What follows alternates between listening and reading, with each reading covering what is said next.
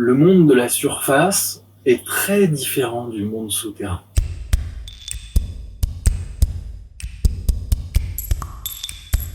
J'ai toujours été passionné de ces lieux quand j'étais gosse, où je me baladais dans les forêts où on trouve la plupart des carrières souterraines. J'ai dormi 1 an en souterrain total, dans le silence total, dans, si on veut, aussi le noir total. C'est vraiment un univers qui invite à l'imaginaire. Alors il y a les cités légendaires comme Agartha, Shambhala, qui sont donc des cités souterraines dans lesquelles il y aurait des légendes de personnages d'un autre monde, de super technologie, pourquoi pas d'extraterrestres.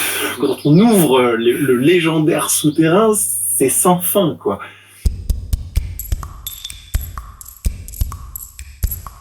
Il n'y a pas de ligne droite, il n'y a pas d'angle, il n'y a pas non plus de plat absolu. Donc les repères visuels sont absents. Et quand quelque chose de rectangulaire, une toile, apparaît, ça ressort immédiatement, parce que c'est la seule chose qui sera anguleuse. Enfin, certaines personnes sont venues avec des éléments de décor, ont installé des morceaux de bois en perspective, ou en tout cas, ils changent totalement la figure du lieu, hein, à travers l'éclairage, à travers du mobilier, à travers des objets.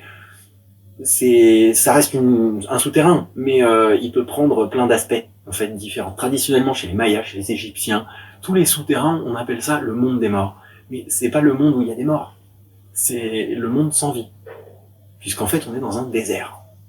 Il n'y a pas de vie. La vie est amenée par l'artiste. C'est là où c'est très fort. Il n'y a pas d'autre vie que celle que l'artiste va amener.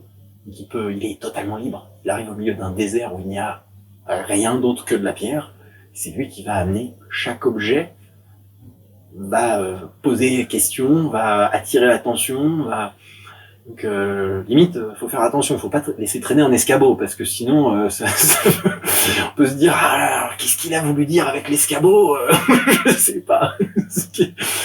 Donc du coup, le fait de s'appartenir ce domaine souterrain et de le faire devenir l'antre de l'artiste, ça l'influence aussi, en fait. Ça l'influence sur le moment, la relation aux personnes, il va s'adapter aux questionnements des gens qui vont du coup être beaucoup plus curieux. Mais pourquoi avoir choisi cet endroit vont poser des questions qui seront liées à l'association qu'il y a entre l'artiste et le lieu. Les contacts entre les gens en souterrain sont très très différents de ce qu'on peut trouver en extérieur, quel que soit le milieu. Quand on invite des gens dans des lieux privés, dans une maison, dans un restaurant, dans un bar ou même dans la rue, il y a une protection qui s'installe. Alors que dans les souterrains, les gens se livrent. Ils n'ont pas peur, en fait, bizarrement. Disons que d'avoir dépassé peut-être leur peur du noir, du coup après ça y est, ils peuvent vraiment tout dire, se livrer et ressentir une sensibilité bien plus importante que ce qui peut se passer normalement, parce que on a presque pas le choix, même pour quelqu'un d'habituellement insensible, sa sensibilité va se réveiller forcément. Je préserve le lieu et c'est pas évident de trouver du coup des personnes qui ont la sensibilité, qui n'ont pas la volonté de ramener des milliers de personnes parce que le lieu est très vaste. Donc pour moi, hors mur, c'est un peu la continuité de mon état d'esprit. C'est la réunion, la logistique, le fait de trouver des personnes réellement intéressées par le lieu et qui peuvent en comprendre l'opportunité et avec toute la simplicité qu'il y a en même temps autour. Hein. C'est pas évident. C'est un travail à part entière. La plupart des souterrains sont ou abandonnés ou ultra aménagés.